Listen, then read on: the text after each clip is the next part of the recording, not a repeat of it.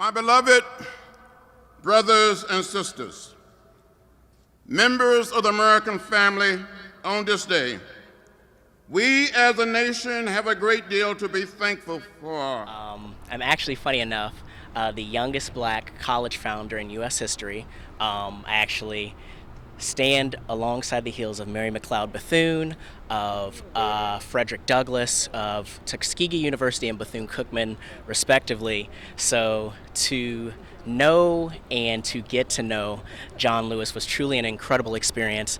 I've been fortunate enough to meet MLK III and speak on some of the modern trajectories of how our conversation has shifted from what has been just the simple fact of us to be able to exist in a lot of these spaces, to be able to transform a lot of these spaces, and how my generation has the capacity and the capability to transform these spaces. Originally from Virginia. I graduated from Hampton University. My class is 1965, although I got my degree in 1966. And he spoke at the 1965 reunion, and we just love him to death. I've followed him for many a year. He's always been a humble man, a truthful man. He's really had a lot of integrity that so many people didn't have in those days and certainly don't today. And he's never afraid to speak out. And that's, one thing we appreciate about him. The fact that even though he is sick, he came out not too long ago. That says a lot for him.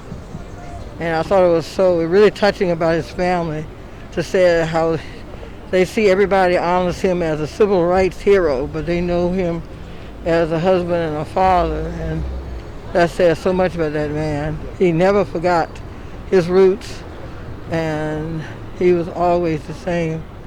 I really appreciated him. I think that, me personally, everybody gonna have their opinion. I think that God is speaking to the world, and we have to be very sincere about what's going on. To lose two icons like that was very helpful in the community, in all the states, really. I think that we need to get together as a people. Once we get to understand that it's not the color of the skin, but the character of an individual. And then from there, that's when we will be able to come together and be a better nation. We can't continuously to go on being against one another because you're white or black or Democratic or Republican. Well, he understands the concept of a hero, and he's seen this mural before. He's learned about people like Dr. King, and recently he's learned about Jackie Robinson, and he understands the connection of standing up for what you believe in and understanding that everyone deserves to be treated fairly.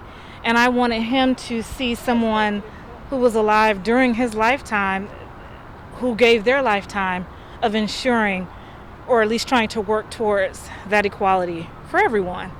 And it's important for him to understand Kobe or Jordan or whoever else that he really likes is just as important as someone like John Lewis. All Black lives matter, and what he means by that is that blackness is our body, and we have the capacity to exist in multiple spectrums in what we like, what we express, how we perform. As the end of that statement says over there, get in and stay in the streets of every city, every village, and hamlet in this nation in every capacity.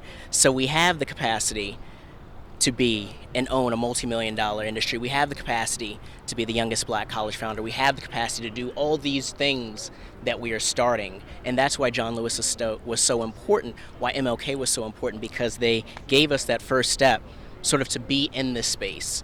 So if I would say anything to our upcoming generation as he's transitioned now, is to live your dream and live your dream authentically, to express to be in your space and to command your space? Well, this is something that we said necessary. It is. I'm not a violent person, and certainly John Lewis was never. Now, he's strictly nonviolent, but I also know history, and he knew history also. At some point, if you were dealing with violent people, that's only one way to respond. So, I don't advocate it, but if it happens, I'm like Bishop Tutu. I can understand people's frustrations and why it happens. Now, as far as the mayor doing a mask mandate, no leadership was taken by the governor or the president, so of course she did a mandate, just like Savannah did, and I believe Albany did. So the only reason why he wants to sue the city of Atlanta is what I call, excuse my language, dick waving, because he wants to insult the lady mayor of Atlanta. And that's really crude. That's something that my man, Mr. Lewis, would never say, and he would never do. But that's the kind of people we're dealing with now. Get out there and push and pull until we redeem the soul of America. We come to be inspired. We come to be reminded that we must do the work that justice and equality calls us to do. On March 7, 1965, a few innocent children of God, some carrying only a bedroll, a few clutching a simple bag, a plain purse, or a backpack, were inspired to walk 50 dangerous miles from Selma to Montgomery to demonstrate the need for voting rights in the state of Alabama. On that day,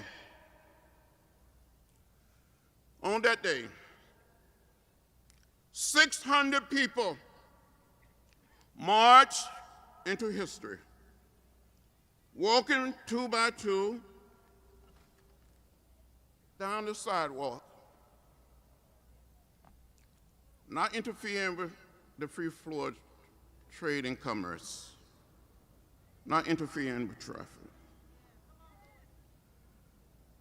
with a kind of military discipline. We were so peaceful, so quiet, no one saying a word.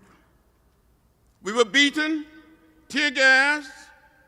Some of us was left bloody right here on this bridge. 17 of us were hospitalized that day.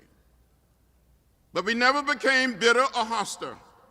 We kept believing that the truth we stood for would have the final say.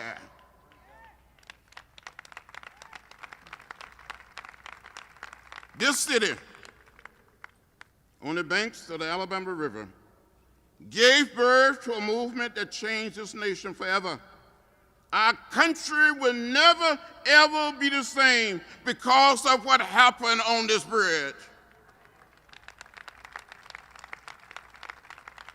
8 days after Bloody Sunday, the President of the United States, Lyndon Baines Johnson, delivered one of the most meaningful speeches ever made by any president on the question of voting rights. He said, "The time of justice has come.